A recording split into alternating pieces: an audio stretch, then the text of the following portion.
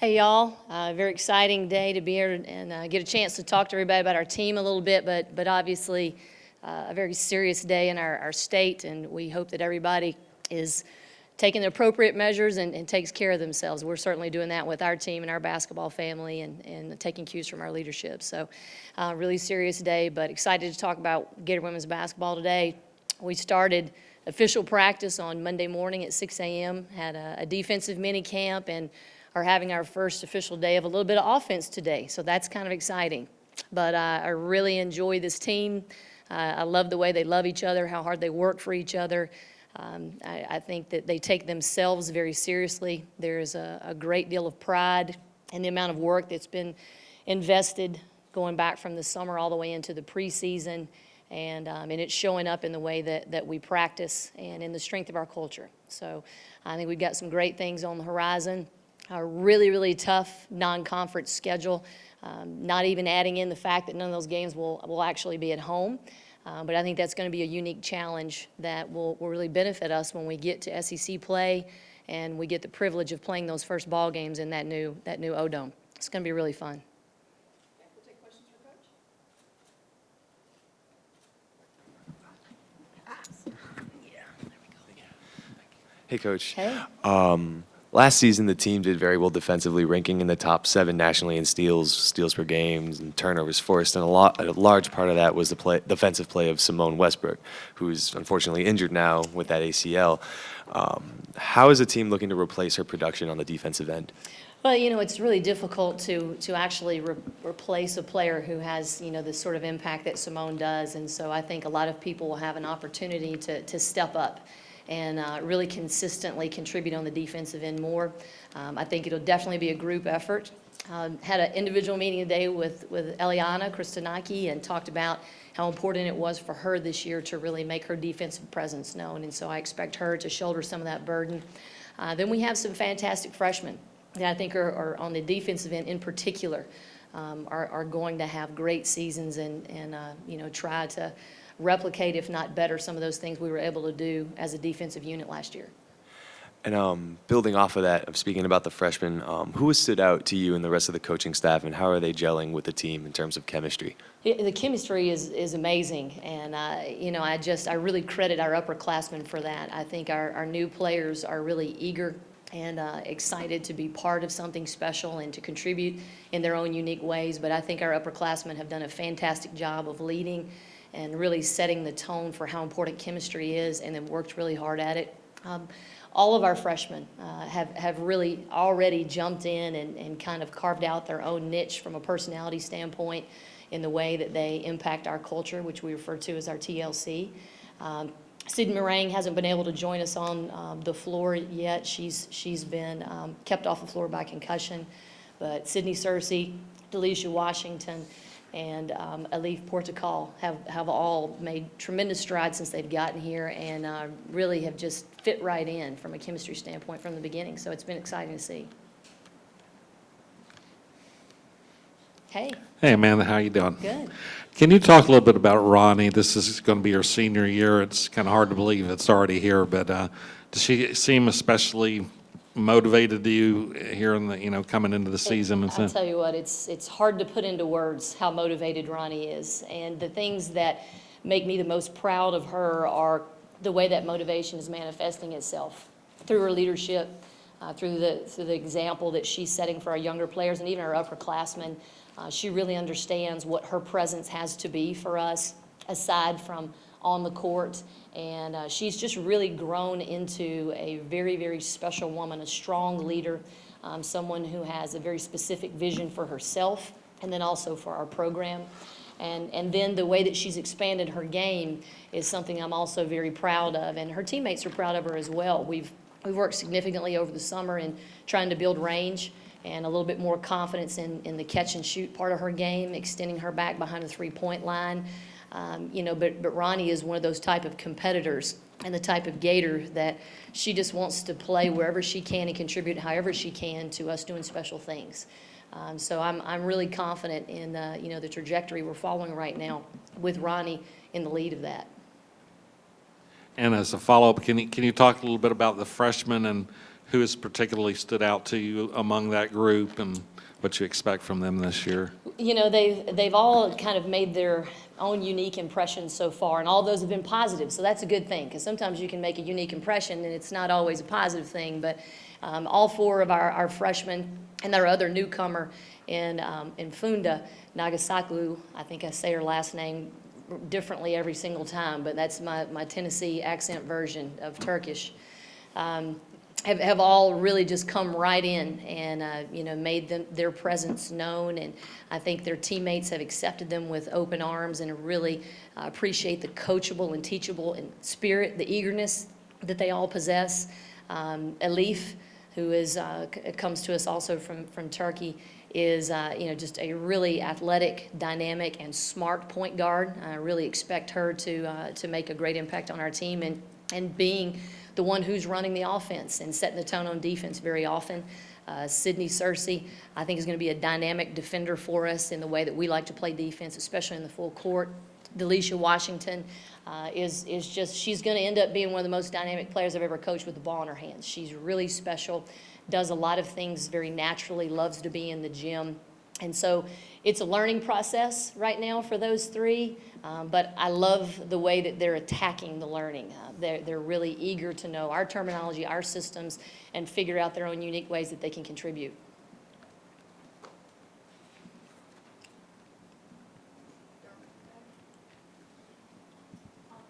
So you've been in the boxing ring using that as an outlet for y'all right now. Like, can you speak on why you guys continue to do that and like what, you know, the reasons behind that?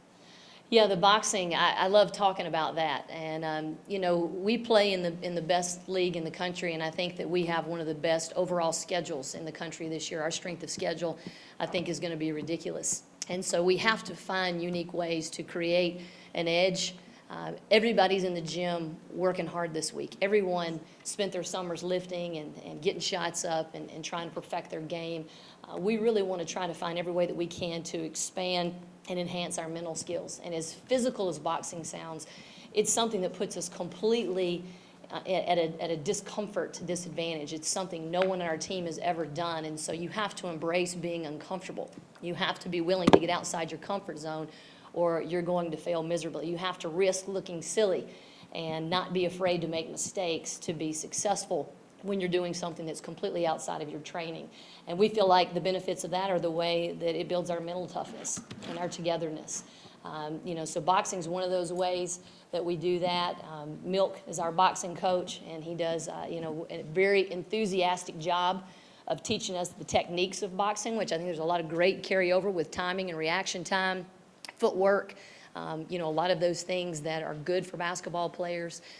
But, you know, his level of energy is also infectious. And our team, even though it was 6:30 in the morning every Friday, I think enjoyed being in there, and they really took pride in the fact that they were doing things that other programs weren't. Along those same lines, you know, meditation is a big thing that our team is doing this year as well. We're just trying to equip ourselves with as many mental skills as we possibly can, because everybody's working on their physical skills. How can we be different? That's what we're trying to find out.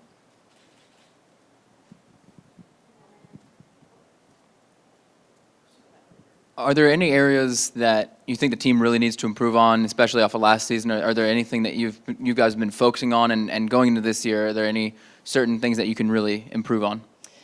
Well, I think, you know, the mental aspects of the game are things that we think we have to continually be striving to improve. You know, we did have a great year last year, but it came to an abrupt end. It ended way sooner than we had hoped. And it wasn't for any physical reasons. It wasn't for a lack of talent or a lack of skill. It was just some areas where we had some mental breakdowns. And so we want to feel like we're mentally prepared for the same type of situations in postseason. We're prepared for this really grueling schedule that we're going to have from a mental standpoint. From a basketball standpoint, we've worked a whole lot on our shooting. We're trying to be a more accurate shooting team and see those field goal percentages go up, be a little bit more threatening off the catch and not always off the dribble.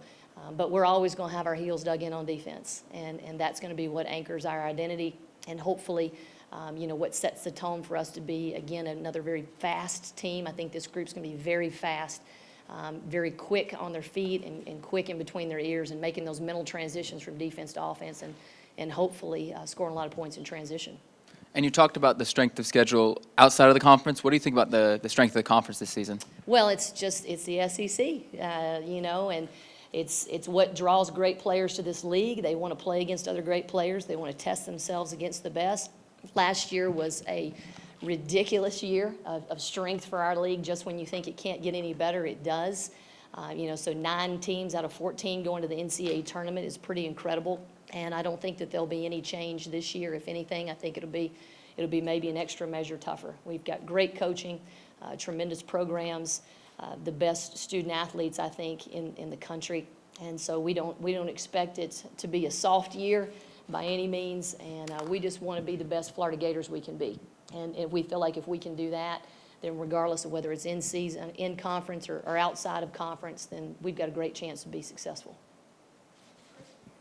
Hey, Amanda. You mentioned the way the season ended last year, obviously a sour note, but do you bury that, or do you use that as some kind of element of motivation when you talk about unfinished business and maybe building on that? I know probably some of the upperclassmen probably would look back on that as a reference point and maybe something to work on this year. Yeah, I think it's definitely, a coin that has two sides. There's a lot of pride we take from the position we put ourselves in, and that can't be lost, in the disappointment.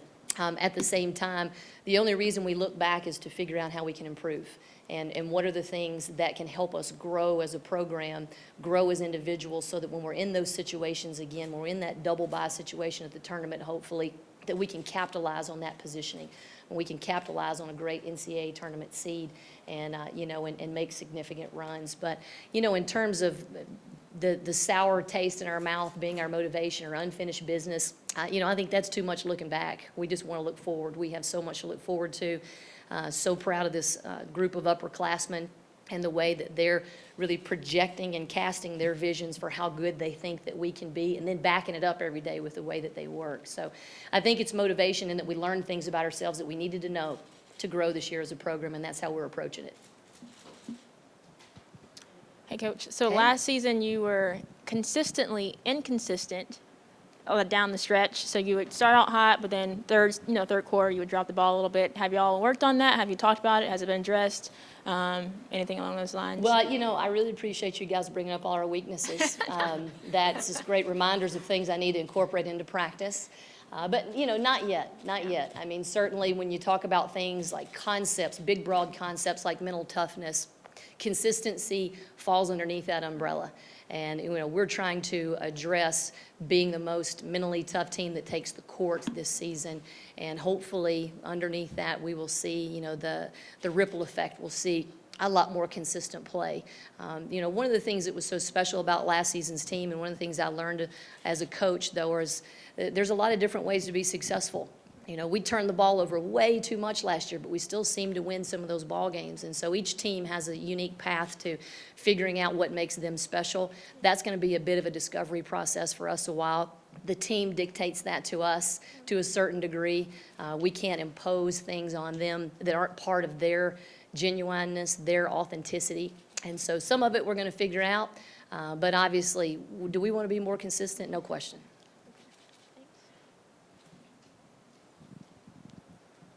You can just holler at me if you want.